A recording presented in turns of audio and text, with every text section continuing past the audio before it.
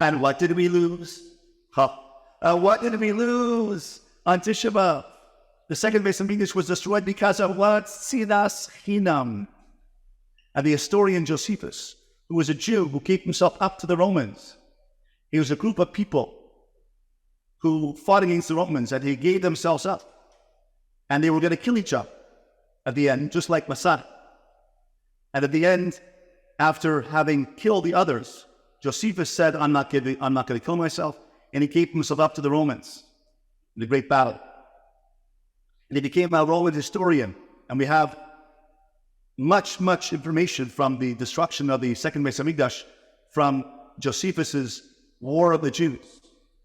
And in it, he says, and I read it, and in it he says the following. He says that the Sikari, the Jewish zealots, killed their own people who were hiding in the Beis Hamikdash, thousands of them, because the Rabbanim and the people of the Sanhedrin wanted to give up to the Romans and make a deal with the Romans.